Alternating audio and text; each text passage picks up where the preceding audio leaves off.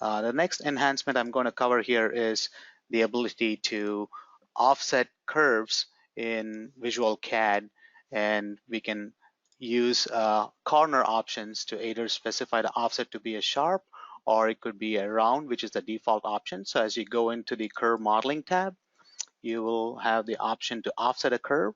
So as you select the offset command, you see there's a prompt in here to select the corner type. So if you want to do a sharp offset, just type the letter S, sharp, pick the curve, and now you can specify the offset distance. Enter. So this basically creates a sharp corner offset as opposed to a round offset as it used to do in the past releases. We've also introduced the option to do a fillet with a 0 radius as well. So that can be used to extend and intersect curves. So for example, if this corner was not joined here, you can use the fillet with a 0 radius to basically extend it to a sharp corner.